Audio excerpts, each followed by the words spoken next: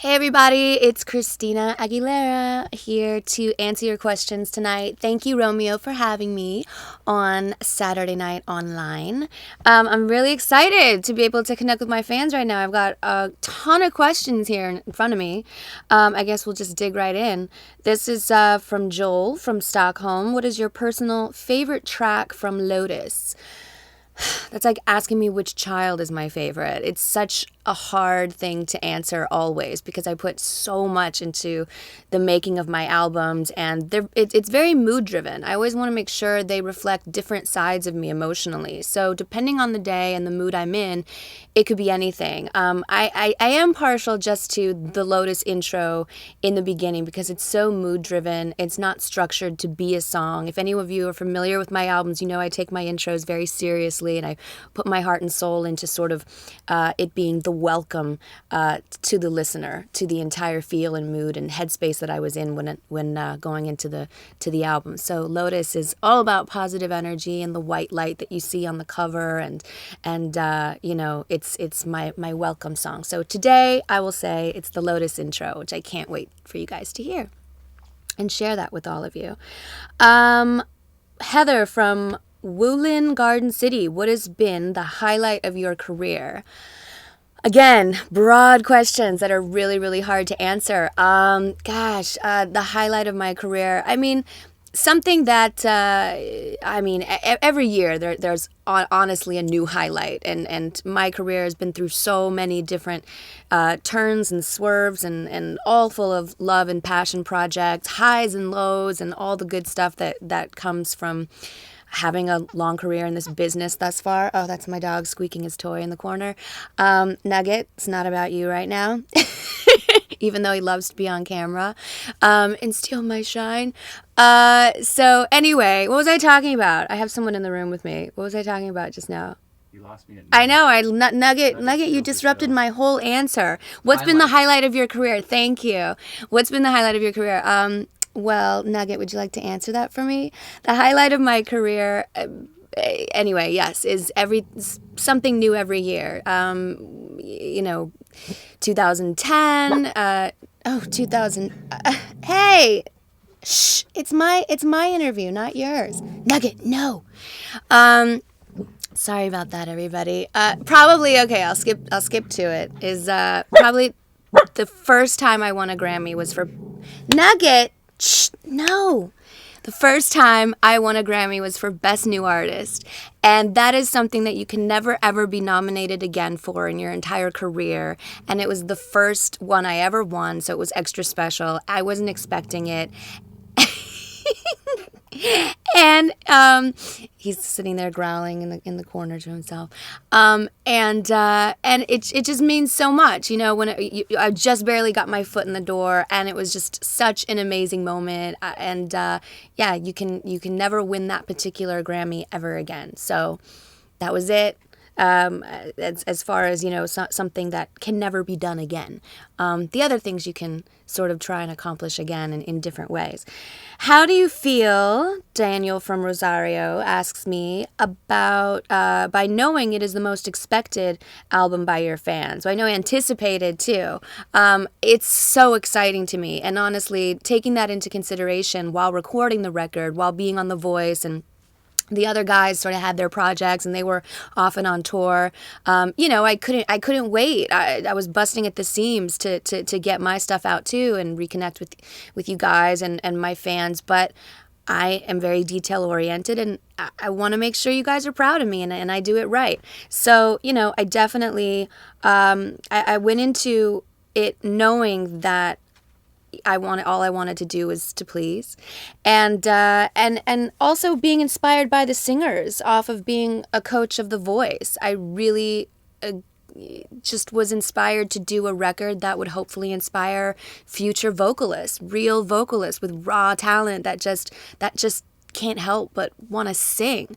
And that's what I really took my time in making sure the songs were right and they were all meaningful, because I'm a message girl. I always like to have those messages. Back when I started with my stripped record, From Beautiful, Fighter, all those great songs, so emotionally driven. I really wanted that to come through on this record. Songs like Sing For Me, which is truly dedicated to aspiring young singers and songwriters and people that use music as their utter form of release and love and expression, all that good stuff. I wanted to do a song dedicated purely for that they could relate to. Blank Page, a beautiful, vulnerable song that almost reminds me of the vulnerability that Beautiful had, embracing sort of regrets or your imperfections and being able to overcome them and find closure and peace with that. So a lot of great pieces of work on this record, I think, especially for my fans and for them to connect to. Best of Me, Circles, all fun songs for my fans to hopefully relate to and appreciate and love. A lot of heart went into this for you guys. What's your advice for teen girls going through self-esteem issues? Samantha from Dunedin asks me. It's a work in progress. We're all going to have days, no matter how old we are, no matter, how young we are, no matter how perfect or seemingly perfect we might, appear or not appear, but my whole thing has always been embracing your individuality and what makes you you. And that takes time sometimes to grow into understanding, into appreciating about yourself. Took me some time too. But I'm at a place now and I'm celebrating it also on this record where, you embrace the person that you are, the woman that you are. I've always been one very comfortable in my own skin and expressing my sensuality, my sexuality. And there's different levels of that and what makes everyone feel comfortable in their own way.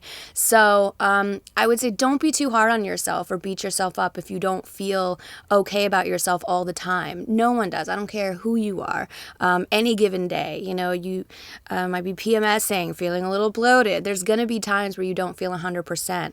But it's truly about, and this is why songs like Beautiful and whatnot are so important to me to be able to sing live, is because those are the songs that truly make you sort of reach in and say open and honestly, every day is so wonderful and suddenly it's hard to breathe. Now and then I feel insecure from all the pain. I'm so ashamed. But I'm beautiful no matter what they say. Words can't bring me down. Like, those are amazing lyrics just to vulnerably, just be that okay to be vulnerable, embrace it and say, I may have my seemingly imperfections, but I'm going to own it and I'm going to be who I am and nobody can take that away from me. Nobody can bring me down. And that's where true confidence and true attractiveness, I feel, comes from, is when you see that person really owning themselves, owning their skin and the body that they're in. So next, who would you most like to duet with? Rachel from Derby asks me. Two people that I really wanted to duet with, because I've grown to have an appreciation for all the boys on the show. Did Moves Like Jagger with Adam, knocked that out of the way. That was a success. And I wanted to do something with my boys CeeLo and my big brother Blake. I love those guys to death. And I got to do a song called Makes the World Move on my record with CeeLo, also appearing on his Christmas album. Really, really cool song. Check it out. And with Blake, this is my first time kind of stepping a little bit into the country zone, my first country duet. And it's kind of like a rock, soul, country vibe, a song called Just a Fool. So check that out. I'm very excited about those duets. Let's see. Who else? If you would compare this album to any of your others, what would it be? Vera from Pansevo asks me. You can't compare it to anything else. Every record, I think all my fans have come to realize, this is why I take time in between my records, because I really need to experience life, to grow, to learn, to change, to evolve. That's what living life and being a human being, period, is to me. But it's especially important being an artist and getting to share that. I always love to sort of experiment a lot. And there's many different feels and a lot of emotion on this record. Maybe emotionally, I would probably compare it most to Stripped, I think. Which is a really special album because it's so multidimensional as far as expressing so many different sides of myself and very honestly and openly. And going from super, certain tracks that are just fun and out there and just allowing you to be free and have a good time, which this record is really about freedom and self-expression, but also being able to dig deep and be vulnerable and sing my ass off on a lot at some certain tracks that are dedicated to singers in particular. Let's see. I don't know. I wish I could see which ones you guys would like for me to answer. I wish you guys were sitting right in front of me and we were interacting, but there'll be time for that. Would you ever consider doing an Unplugged album? Kelly from Manchester asks. Of course. Yeah, I would love to. I did Storytellers for my last record, Bionic, and that was amazing. That was really, really fun, just feeling the room and energy of people that have just backed me up and for the decade of my career plus, and people that have stood behind me and to share my stories with them. And I hope to do that again and hopefully coincide it with an Unplugged record. Yeah, that would be amazing. And that's what Lotus is all about too. It's a nod to all the unbreakable flowers that have stuck it out with me through this career of of so much and much more to come too, right? Angelica from Cardiff asks, what are the 5 things you can never leave the house without? Well, Angelica, it depends on really if I'm going out with my son or if I'm going out solo, if I'm going out during the daytime or the nighttime. But I think first and foremost, no matter what time of day it is, who I'm going out with, definitely my phone. Got to have my phone with me at all times. Got to get those emails. Constantly working. And probably some lipstick or some moisturizer, even by my bed. Like I have to have like 10 different chapsticks. Like I need moisture on my lips like at all times. I'm very weird about that. What else do I need? If my son is with me, gotta have my iPad because if we're going out to dinner and things like that, sometimes he wants a little playtime. And what else? There's 2 more things, right? Maybe a makeup mirror. I'm not that complicated when I go out. I like to keep it pretty bare minimal. Gosh, what else? I don't know. I'm looking right now. I like these toothpicks a lot. It's something I really like. I use them in the studio all the time. They like keep me busy. Hot Licks, mint flavor, or cinnamon. It's good stuff. Okay, moving on. Do you ever get emotional when you write a song? Lily from Philadelphia. Of course I get emotional. I think the most emotional I ever got while recording a song was in a session with Linda Perry on the Stripped record. I literally sat in a corner of the studio in the vocal booth, crouched down in a corner where I got really vulnerable and really into my own space and blocked everything else out. And it was a song called I'm Okay. And it's, if you listen to that song on the Stripped record, it's extremely personal.